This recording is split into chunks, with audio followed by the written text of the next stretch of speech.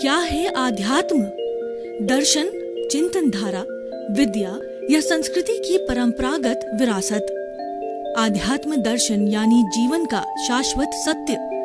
मानव जीवन से जुड़े शाश्वत सत्यों को जानिए और समझिए उपासक डॉक्टर सोहन राज तातेड़ से हमारे खास कार्यक्रम आत्मविज्ञान में। आत्मविज्ञान यानी सही दृष्टि, सही सोच। भाई और बहनों, मातृशक्ति को नमन। स्टूडियो में आपका हार्दिक स्वागत, अभिनंदन है, सत्कार है। आत्मविज्ञान साइंस ऑफ द सोल कार्यक्रम के अंतर्गत हम आपको सही दृष्टि, सही सोच देते हैं। आपकी जो रॉन्ग बिलीफ है उसकी जगह आपको राइट बिलीफ देते हैं, आपको सम्यक ज्ञान देते हैं, सम्यक दर्शन देते हैं और आपके नेगेटिव थॉट्स को पॉजिटिव में बदलते हैं। हमारे पास ना तो कोई तंत्र है, ना मंत्र है, ना कोई विद्या है, ना जादू है, ना टोना है। हमारे पास एक ही सिद्धांत है कि नकारात्मक सोच को हम आत्मविज्ञान कार्यक्रम से सकारात्मक सोच में बदलते हैं। तो ये सारा कार्य हम अलग अलग एपिसोड्स के माध्यम से करते हैं। व्यवहार जगत के भी एपिसोड है और निश्चय जगत के भी एपिसोड है। तो आज का हमारा व्यवहार जगत का बहुत सुंदर एपिसोड हम लेकर के आपके सामने प्रस्तुत हो रहे हैं। करत करत अभ्यास के बहुत ही सुंदर एपिसोड है और हमें ये मंजिल तक ले जाता है, लक्ष्य तक ले जाता है, पुरुषार्थ करने के लिए प्रेरित करता है, हमारे में जोश जगाता है, हमारे में उत्साह पैदा करता है और हमारे में इमोशंस पैदा करता है, पॉजिटिव इमोशंस। ये पूरा दुआ इस तरीके से है कि करत करत अभ्यास के और जड़मती होत सुजान और रसरी आवत जान के और सल पर पड़त निशान। भाई और बहनों, मैं आपको 20-30 साल पहले के समय में ले जाना चाहता हूँ कि पहले जो है कुओं में से चड़स से पानी निकाला जाता था। वहाँ क्या सिस्टम था कि चड़स जो है कि पूरे जो है एक पहिए से जो घूमता था तो उसके ऊपर 2 रस्सियाँ लगी हुई थी। एक रस्सी को जो टेपर ग्राउंड के अंदर ले जाने वाली, चाहे बैलों की जोड़ी है चाहे ऊंट है, वो रस्सी ले जाता था और दूसरी रस्सी जो है वो कुएं के पास के अंदर एक पत्थर के ऊपर घिसती घिसती जो है वो अंदर जाती थी। तो ये पत्थर पर जो रस्सी बार के निकालने से जो पत्थर के ऊपर वो कहना चाहिए एक रेखा बना देती है, उसमें छेद कर देती है, खड्डा कर देती है। तो ये क्यों हुआ? क्योंकि ये करत करत अभ्यास के ये बार बार रस्सी ने अभ्यास किया। तो कहते हैं जड़मती होत सुजान और रसरी आवत जान के और सल पर पड़त निशान। रस्सी से जो है सल मतलब ये पत्थर की जो है वो पूरे पत्थर के ऊपर भी जो है वो एक तरह से रेखा खींच दी। तो उस तरह से अभ्यास करते करते जो मूर्ख होता है, जड़ होता है, वह भी बुद्धिमान हो जाता है। और हमारे ऐसे बहुत से उदाहरण हैं भारतीय संस्कृति के अंदर। कवि कालिदास को देखिए, तुलसीदास जी को देखिए, ये निरा मूर्ख थे लेकिन इन्होंने अभ्यास किया, इन्होंने सही दिशा मिली, इनको जो है कुछ जो है अपना समय का फेर आया, पुण्योदय हुआ तो ये बहुत बड़े विद्वान हुए। आप कवि कालिदास वे विश्व के माने हुए विद्वान हैं और तुलसीदास जी ने रामचरितमानस की जो है वह रचना की। तुलसीदास जी के लिए घटना आती है, तुलसीदास जी को अपनी पत्नी तारा से बहुत ज़्यादा मोह था, उसके बिना रह नहीं सकते थे, इतने वो उनके प्रति कामुक थे या उनके प्रति प्रिय थे। तो वो एक बार पीहर चली गई तो अब उनको याद आई पत्नी की। तो तेज घना अंधकार, बारिश हो रही है, जबरदस्त बारिश, लेकिन पत्नी के पास पहुंचना है। तो तुलसीदास जी इतनी बारिश में उस नदी टाइप नाले को पार करते करते अपने ससुराल के घर पर पहुंचे। तो अब पत्नी ऊपर की पहली मंजिल पे रहती थी, रात का समय था, पत्नी तक कैसे पहुंचे? तो क्या है कि उसकी खिड़की खुली हुई थी तो उन्होंने देखा कि एक रस्सी टाइप लटक रही है उस खिड़की के पास में। वास्तव में वो सर्प था लेकिन वो इतना कहना चाहिए कि वो पत्नी के मोह में इतने अंधे हो चुके थे, इतने जो है बावड़े हो चुके थे कि उस जो है उस रस्सी को, उसको सर्प की रस्सी को पकड़ करके और उस खिड़की में से होकर के तारा के पास आए। तब तारा ने उनको थोड़ी फटकार दिलाई कि इतनी रात्रि में ऐसे मौसम के अंदर और तुम मेरे को चाहने के लिए आए हो, अगर तुम्हारे में इतनी गहन भक्ति ईश्वर में होती तुमको ईश्वर मिल जाता। तो ये बात उनको चुभ गई और फिर उनकी दिशा बदल गई। देखिए, दिशा बदलती है तो दशा बदलती, यही काम हम करते हैं। आत्मविज्ञान में दृष्टि विज्ञान देते हैं, उनको एक नई दृष्टि मिली तारा ने तुलसीदास जी को दृष्टि दी, उनसे एक नज़र दी, तो उनका नज़रिया कैसा बदला कि भगवान की तरफ जो है वो पूरा उनका जो है वो मग्नता है उसकी तरफ हो गई, उसमें एकाग्र हो गए। जो तारा के प्रति एकाग्रता भगवान में हो गई, और फिर उन्होंने बड़े विद्वान हुए और रामचरितमानस की रचना की। तो भाई और बहनों, हम क्या कहना चाहते हैं कि अभ्यास, practice makes a man perfect. Practice होती है व्यक्ति को परफेक्ट बना देती है। हम आपको उदाहरण दे रहे हैं, ये जो चींटी होती है, वो चींटी जो है वो एक दाना लेकर के चीनी का और दीवार के ऊपर चलती है, फिर वो गिरती है, फिर चढ़ती है, फिर गिरती है और फिर चढ़ती है। वो कभी हार नहीं मानती। तो हार न मानने के कारण वह धीरे धीरे उस दीवार को रफ बनाती हुई ठेठ ऊपर जहाँ उसका घोंसला है वहाँ चली जाती है दाना लेकर के। तो ये बड़ा उदाहरण, बहुत ही अच्छा उदाहरण है अभ्यास का, कि व्यक्ति को अभ्यास करते रहना चाहिए और कभी भी निराशा नहीं लानी चाहिए। और ये निराशा कब आती है कि हम निष्काम कर्म की थ्योरी को भूल जाते हैं। अभ्यास के करते के साथ में पुरुषार्थ करना चाहिए, तो सम्यक पुरुषार्थ होना चाहिए। सम्यक पुरुषार्थ कब होता है? हमें निष्काम कर्म की थ्योरी पर चलना चाहिए। कर्म तो करते रहो, कर्म तो करना पड़ेगा। ऐसा कोई प्राणी नहीं है जो एक क्षण भी बिना कर्म के हो जावे। हमारे मन वचन काया है, ये तीनों हर समय कुछ न कुछ कार्य करते ही रहते हैं। व्यक्ति सो जाता है, गहन निद्रा में होता है, तो भी हमारा मन है वो सपने दिखाता रहता है, उसमें भी वो कर्म करते रहता है। यानी कोई भी जीवित प्राणी कर्म किए बिना नहीं रह सकता है, क्योंकि या तो वो उदय के अधीन होता है या वो प्रारब्ध के अधीन होता है। इसलिए उसको कर्म करना ही पड़ता और करता ही रहता है। तो इसीलिए हम ये कहना चाहिए, तो हम कर्म तो करते रहना चाहिए। कृष्ण भगवान ने गीता में कहा, कर्म योग दिया है पूरा। उन्होंने अर्जुन को जो ये शिक्षा दी, तुम तो कर्म योगी बनो, कि ये जो युद्ध है तुम्हारे पे नहीं थोपा गया, ये धर्म युद्ध है। ये जो अधर्म का क्षमन करने के लिए धर्म युद्ध है, ये अनीति के विरुद्ध, अन्याय के विरुद्ध और दुष्चारिता के विरुद्ध जो ये, और तुम्हारा दायित्व है, तुम ये करते रहो, निष्काम कर्म करते रहो। अर्थ का मतलब इसके रिजल्ट की तुम इच्छा मत करो। कि वो अर्जुन ने कहा कि मेरे सामने विश्व पितामह है, मेरे भाई है और सगे संबंधी, मैं किस किस से लड़ूं?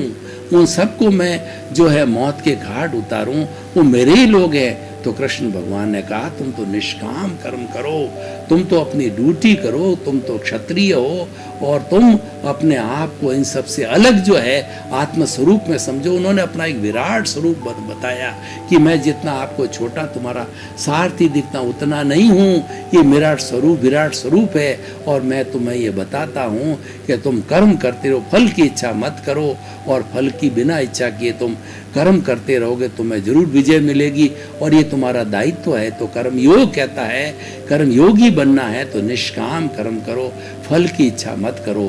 तो हमें अभ्यास करते करते फल की इच्छा नहीं करनी चाहिए। उससे क्या होगा? उससे ये होगा कि फल हमारे हाथ में नहीं है, फल तो कर्मों के अधीन है, फल ईश्वर के अधीन है। तो अगर मान लो फल हमारी इच्छा के अनुसार आ गया तो बहुत अच्छी बात, प्रसन्नता होगी, और उसके बिल्कुल विपरीत आ गया तो हम दुखी हो जाते हैं, डिप्रेशन में चले जाते हैं, कष्ट में चले जाते हैं। आदमी सुसाइड तक कर लेता है कि मैंने इतना परिश्रम किया और मुझे रिजल्ट नहीं मिला। स्टूडेंट करते हैं जो कंपटीशन में बैठते हैं, या सटोरिये होते हैं वो करते हैं। तो ऐसे कई लोग होते हैं जो कि दांव पे लगा देते हैं, कंपटीशन में उतर जाते हैं, तो और फल की इच्छा के साथ करते हैं, तो फिर वो उसका परिणाम बहुत खराब आता है। तो अभ्यास तो करते रहो, लेकिन जो है फल की इच्छा किए बिना करो, क्योंकि उद्यम करना हमारे हाथ में है, वो हमारा पुरुषार्थ है। फल परिणाम हमारे हाथ में नहीं है, वो तो भाग्य के अधीन है। वो हम पूर्व कैसा करके लेके आए हैं हमको पता नहीं है। तो भाई और बहनों, एक ऐसा सूत्र है जो कि हमें व्यवहार जगत में, निश्चय जगत दोनों पे लागू होता है। ये करत करत अभ्यास जो है ये दोनों पे लागू होता है। तो हमें हमारा जो व्यवहार जगत है उसमें उन्नति करने के लिए हमें अभ्यास करते रहना चाहिए। जैसे हमारा लक्ष्य है, हमारा लक्ष्य इंजीनियर, डॉक्टर, चार्टर्ड अकाउंटेंट, कुबेरपति, अच्छा नेता, मिनिस्टर बनने का हमारा लक्ष्य है। तो अभ्यास करते रहो, उसकी योजना बनाते रहो, उस पर चिंतन करते रहो, उसकी समीक्षा करो, उसकी प्लानिंग करो, उसकी quarterly, yearly, half yearly, daily जो है उसके जो है बॉटल नेक्स को निकालो, कहाँ गलती हो रही है और कहाँ हम चूक हो रहे हैं, उसमें ददचित होते जाओ तो धीरे धीरे आपको उसके अच्छे रिजल्ट मिल जाएंगे। तो बिना कोई फल की इच्छा किए वो कर्म करते रहो तो हमारे इस जो है भौतिक जगत में भी हमको उसके परिणाम निश्चित मिल ही रहे हैं, मिलते भी हैं। और वैसे के वैसे परिणाम हम भीतरी जगत के अंदर, हमारा भीतर का जगत है, वह जगत स्वतंत्र जगत है, वह परतंत्र नहीं है। बाहर का जगत तो परतंत्र है, लेकिन भीतर के जगत में हम स्वतंत्र है। तो हम स्वतंत्र के अंदर कैसे बीज बोते हैं वो हमारे पर डिपेंड करता है। तो भीतर के जगत के अंदर देखिए, भीतर का जगत चेतना का जगत है और चेतना के जगत के ऊपर जो है ये परतंत्रता के नियम लागू नहीं होते हैं, कुदरत के नियम लागू नहीं होते हैं। क्यों? चेतन है वो तो निर्बाध गति से चलता है, वो कोई पैदा नहीं किया जाता, पैदा तो ये शरीर किया जाता है। कुदरत कहती है शरीर को मैंने जन्म दिया है, आत्मा को जन्म नहीं दिया है। आत्मा तो अजन्मा है, वो तो जन्म लेता ही नहीं है, वो तो केवल उसकी प्रेजेंस रहती है। प्रेजेंस क्यों होती है कि वो उसकी वजह से जो पूर्व जन्म के अंदर अगर किसी व्यक्ति ने कर्मों का अर्जन किया है तो उस आत्मा की विटनेस से हुआ है, तो इस जन्म में भी उस आत्मा को विटनेस देनी पड़ेगी। और तब तक देनी पड़ेगी कि जो राग द्वेष रूपी जो कॉजल बॉडी है जब तक समाप्त नहीं हो जाती तब करनी पड़ेगी। तो इसीलिए हमें अभ्यास क्या करना है, हमें भीतरी जगत में भी अभ्यास करना है, अपने स्वरूप को जानने का अभ्यास करना है। हमें ये अभ्यास करना है कि मैं कौन हूँ। सबसे पहले इसकी सबसे कठिन प्रश्न ये है अपने आप को पहचानना। व्यक्ति दुनिया को बहुत पहचानता है, व्यक्ति अपनी गज से दुनिया को नापता है, दुनिया की गज से खुद को नापता है। तो ये तो काम बहुत आसान है व्यक्ति को, लेकिन उससे भी आसान कार्य है कि मैं कौन हूँ व्यक्ति ये जानने लग जाता है तो वो अंतिम लक्ष्य है मानव जीवन का। वो पुरुषार्थ चतुष्टय के अंदर अर्थ काम धर्म मोक्ष बताया है, उस मंजिल को भी व्यक्ति प्राप्त कर सकता है। लेकिन उसकी जो है दृष्टिकोण सही होना चाहिए, उसका पाथ सही होना चाहिए, उसकी दिशा सही होनी चाहिए। वो दिशा सही होने के लिए हमारे स्वरूप जो है वो स्वरूप को पहचानना जरूरी है। हमारा स्वरूप क्या है कि हमारा शुद्ध स्वरूप है जो अभी आवृत है कर्मों से, उसको शुद्ध करना है। और मूल स्वरूप तो उसका शुद्ध है, लेकिन कर्मों का आवरण उस पर है। तो वो शुद्ध स्वरूप क्या है उसको जानो। वो तो ज्ञाता है, दृष्टा है, वो जानने वाला है, देखने वाला है, यही उसका काम है। और वो अनंत ज्ञान वाला है, अनंत दर्शन वाला है, अनंत शक्ति वाला, अनंत सुख का धाम है। वो अजन्मा है और वो राग द्वेष से मुक्त ऐसा मैं शुद्ध आत्मा हूँ, मन वचन काया से मुक्त ऐसा मैं शुद्ध आत्मा हूँ। मैं अव्याबाद हूँ, मैं टंकोत्कीर्ण हूँ और मैं जो है सब चीज़ों से मुक्त जो है वह शुद्ध आत्मा हूँ। जब हम इस चिंतन में डूब जाते हैं, इस जागृति में चले जाते हैं और हमको जब सद्पुरुष के द्वारा, ज्ञानी पुरुष के द्वारा ज्ञान मिल जाता है तो हमारा अभ्यास भीतरी जगत में भी अच्छा चला जाता है। वो अभ्यास क्या है? वो जागृति अभ्यास है और वो जागृति ही रियल पुरुषार्थ है। वो जागृति 24 आवर्स जो है, जैसे बाहर की जागृति बनती रहती है हमारे लक्ष्य की, मुझे कुबेरपति बनना है, मेरी फैक्ट्री प्रॉफिट दे रही है नहीं दे रही है, मुझे बाल बच्चों का पालन करना है, बाल बच्चों को अच्छा बनाना है, उसकी प्लानिंग करता है, उसका चिंतन करता है। तो ये हमारा पुरुषार्थ है बाहरी जगत का। भीतर जगत का पुरुषार्थ है अपने स्वरूप की जागृति में रहना। प्रतीति, जागृति और अनुभव, ये तीन जो है हमारे फोल्डर है, तीन आयाम हैं। तो हम जब रियल पुरुषार्थ करते हैं, जागृति करते रहते हैं, तो हमारी जागृति इतनी पक्की हो जाती है कि 24 आवर्स हम रात को कोई जगावे और हमको कोई पूछे कि बताओ तुम कौन हो, तो हम कहेंगे कि रिलेटिव रूप से मैं सोहन राज हूँ, रियल रूप से मैं शुद्ध आत्मा हूँ। कैसा शुद्ध आत्मा? कि वो शुद्ध आत्मा हर प्राणी में एक समान विराजमान है। हम हर प्राणी को एक जो है आत्म तुला के सिद्धांत पर तोलने लग जाते हैं, हर एक में उसके प्रभु के दर्शन करने लग जाते हैं। और जब ये हम जो है हर चेतन प्राणी में वो चेतना के दर्शन करने बढ़ जाते हैं, तब हम समदर्शी बन जाते हैं, हम राग द्वेष से मुक्त हो जाते हैं और धीरे धीरे मुक्ति की ओर प्रयाण करते रहते हैं। हमको घुमाने वाला ये राग द्वेष है। तो भाई और बहनों, निष्कर्ष की भाषा में बात करें तो ये करत करत अभ्यास के जो हमारा सूत्र है, ये एक जो है सामंजस्य का सूत्र है। ये सूत्र बाहरी जगत में भी होना चाहिए, भीतरी जगत में भी होना चाहिए। हमने मात्र अगर बाहरी जगत के जो है के अंदर ही अभ्यास करने की कोशिश की तो हमें वास्तव के अंदर होलिस्टिक जो है हमको रिजल्ट नहीं मिलेंगे, क्योंकि मानव जीवन है एक होलिस्टिक जीवन है। ये सबसे अत्यंत दुर्लभ जीवन है और इस जीवन का लक्ष्य मुक्ति की ओर प्रयाण करना होता है। और मनुष्य ही मुक्ति की बात सोच सकता है, कोई भी दूसरा जीवित प्राणी ये बात सोच ही नहीं सकता है। जब हम जिस काम के लिए हमको भेजा गया है या जिस काम के लिए हमको जन्म मिला है उसका अभ्यास हम नहीं करेंगे तो इस जीवन की क्या सार्थकता होगी, इस जन्म का क्या उद्देश्य होगा।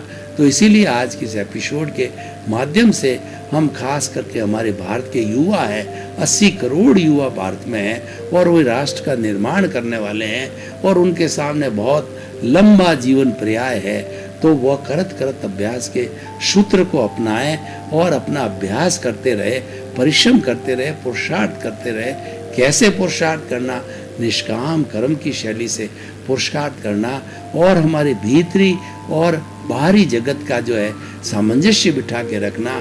बाहरी जगत के अंदर तो हम कार्य करते रहे, वो हम निष्काम कर्म के माध्यम से, और भीतरी जगत के बारे में भी अपने अस्तित्व के बारे में सोचते रहे। हम अपने आप से बार बार प्रश्न करते रहे, दिन में कई बार प्रश्न करें कि मैं कौन हूँ, मैं कहाँ से आया हूँ, मुझे कहाँ जाना है। तो भीतर से अपने आप आपको रास्ता मिलेगा, आपको राह मिलेगी कि भाई तुम तो शुद्ध आत्मा हो, तुम कहाँ से आए हो, पूर्व जन्म के कर्मों को लेकर के आए हो, उससे तुम्हारा व्यवहार बना है, वो तुम्हारा परिणाम है और तुम उसके साथ जुड़ो मत, उससे अलग रहो, उसको भुगतने दो, उसमें पंचायती मत करो, उसमें टांग मत अड़ाओ। टांग अड़ाओगे टांग टूटेगी, क्योंकि वो तो परिणाम है, परिणाम को नहीं बदला जा सकता है, वो तो भोगा जाता है। वो करने की चीज होती पुरुषार्थ होता है, भोगने की चीज होती वो परिणाम होता है। तो परिणाम है वो हमारा कार्य है और पुरुषार्थ हमारा कार्य है। तो तुम शब्द पुरुषार्थ करो और आगे बढ़ते रहो। तो भाई और बहनों, बहुत ही सुंदर विषय की हमने विवेचना की। ये व्यक्ति के जीवन में एक संतुलन लाता है।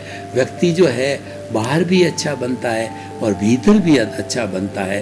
केवल बाहर का अच्छा बना हुआ व्यक्ति, अगर हमने पर्सनालिटी डेवलपमेंट किया और हमने इस शरीर को बहुत संवारा, लेकिन भीतर हमारे में गुण नहीं है, दया के, करुणा के, सहनशीलता के, त्याग के, सामंजस्य के, सौहार्द के, सबको साथ लेकर चलने का, सबका सम्मान करने का, प्राणी मात्र को दुख न देने का और किसी के दोष नहीं देखना, किसी के अभिप्राय या किसी के ओपिनियन नहीं करने का, राग द्वेष को नहीं बढ़ाने का, इन मूल्यों को अगर हम स्थान देंगे, इन मूल्यों को बराबर चिंतन करते रहेंगे, इन मूल्यों पर चलते रहेंगे, तो निश्चित तौर पे हमारा बाहरी जगत और भीतरी जगत दोनों अच्छे बनेंगे और एक होलिस्टिक इंसान बनेंगे। इस जीवन की सार्थकता होगी। और ऐसा जब इंसान किसी परिवार में रहता है तो निश्चित तौर से उसका प्रभाव है पूरे परिवार पर पड़ता है और उसके साथ साथ में समाज पर भी उसका प्रभाव पड़ता है, विश्व पर भी प्रभाव पड़ता है। वास्तव के अंदर जो हमारी दुनिया में जो सुधार आता है, अच्छे इंसान को दे करके, सन्यासी पुरुषों को दे करके और जो है वो साधकों को दे करके आता है, जो कि स्थित प्रज्ञ है और जो है हमारे जो प्रेरणा स्रोत है और हमारे जो है वो प्रज्ञा पुरुष होते हैं, उनका प्रभाव हमारे पर जल्दी पड़ता है। क्योंकि जो जीवन जीता है वो लिविंग फिलॉसफी वाले का प्रभाव ज़्यादा पड़ता है।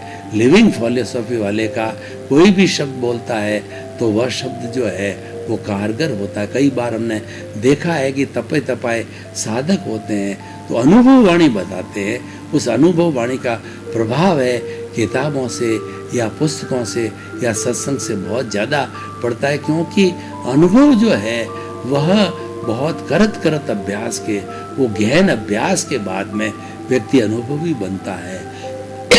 हमारे जितने वरिष्ठ नागरिक हैं उनको आपने देखा होगा कि ये सफ़ेद बाल किस बात का परिचायक है कि उनका जो अनुभव है वो काफ़ी पुष्ट हो गया है, काफ़ी गहरा हो गया है। जब इनके सफ़ेद बाल आ गए हैं तो वो अनुभव का खजाना होते हैं, उनके अनुभव के खजाने को लेना चाहिए। और हमारी भारतीय संस्कृति के अंदर अगर जीती जागती संजीवन मूर्ति बनानी है तो अपने घर में आपके माता पिता होते हैं, वो हमारे संसार के जगत के परमेश्वर होते हैं, संसार के जगत के भगवान होते हैं। उनकी पूजा करो तो उनकी पूजा करने से जो है हमको अभ्यास हमारा फलीभूत होगा और हम काफ़ी आगे बढ़ जाएंगे। हमारा जो है ये सांसारिक जीवन है बहुत ही सुखी हो पा जाएगा, हम बड़े आनंद के साथ जी सकेंगे। तो भाई और बहनों, हम ये कहना चाहते हैं कि आप जो है अभ्यास करते रहिए, अभ्यास में कोई चूक नहीं करो, क्योंकि मंजिल है अभ्यास से होता है। और कड़ी मेहनत से परिश्रम करने वाला उसकी कभी हार नहीं होती है, उसको तो हमेशा मंजिल मिलती रहती है। तो आप कड़ा परिश्रम कीजिए, कड़ी मेहनत करिए, संयम के साथ में कीजिए और निष्काम कर्म करके, निष्काम योगी बन करके वो पुरुषार्थ करते रहिए, तो आपका रिजल्ट अच्छा होगा। आप किसी कंपटीशन में मत जाइए, क्योंकि कंपटीशन है एक दुराव पैदा करता है, व्यक्ति के अंदर जो है वह हीन भावना पैदा करता है, इन्फीरियरिटी कॉम्प्लेक्स लाता है। तो हमें ना तो इन्फीरियरिटी में जाना है, ना हमें सुपीरियरिटी में जाना है, हमें तो मध्यस्थ भाव से जो है अपना कार्य करते रहना है, अभ्यास करते रहना है, पुरुषार्थ करते रहना है और आगे बढ़ता रहना है। तो भाई और बहनों, अब हम निष्कर्ष की भाषा में बात करें तो हमारा एपिसोड बहुत ही अच्छा एपिसोड है और ये एपिसोड इस बात की शिक्षा देता है कि आप कभी भी जो है पुरुषार्थ करो तो वो सद पुरुषार्थ करो, शुद्ध निरर्थक पुरुषार्थ नहीं करना चाहिए। सद पुरुषार्थ वह होता है कि जो कि फल की इच्छा रहित होता है, फल की इच्छा के साथ में वह पुरुषार्थ है वो स्वार्थ का पुरुषार्थ हो जाता है। उसके रिजल्ट भी अच्छे मिले ये भी कोई ज़रूरी नहीं है, और उसके साथ साथ में बाहर और भीतर का जो पुरुषार्थ होता है वो हमारा रियल पुरुषार्थ होता है। बाहर का पुरुषार्थ जितना भी रिलेटिव पुरुषार्थ, और रिलेटिव पुरुषार्थ हमें पुण्य और पाप देता है, वो शुभ और अशुभ से जुड़ा हुआ होता है। और भीतर का पुरुषार्थ होता है वो रियल पुरुषार्थ होता है, और वो हमारी शुद्ध भावना के साथ जुड़ा होता है, हमारे जो अस्तित्व के साथ जुड़ा हुआ है। और वह अस्तित्व जब हमको प्राप्त कर लिया तो उसके बाद में हमें कुछ भी प्राप्त करना शेष नहीं रह जाता है। भाई और बहनों, आपका बहुत बहुत धन्यवाद। आप आत्मविज्ञान कार्यक्रम बराबर देख रहे हो और देखते रहिए। आत्मविज्ञान कार्यक्रम भीतर और बाहर का संतुलन है, ये सुख देने वाला है, ये सुख की प्राप्ति करने वाला है, इंसान का अच्छा इंसान बनाने वाला है। तो आपके प्रति मंगल भावना, शुभकामना। क्या है आध्यात्म? दर्शन, चिंतन धारा, विद्या या संस्कृति की परंपरागत विरासत। आध्यात्म दर्शन यानी जीवन का शाश्वत सत्य। मानव जीवन से जुड़े शाश्वत सत्यों को जानिए और समझिए उपासक डॉक्टर सोहन राज तातेड़ से हमारे खास कार्यक्रम आत्मविज्ञान में। आत्मविज्ञान यानी सही दृष्टि, सही सोच।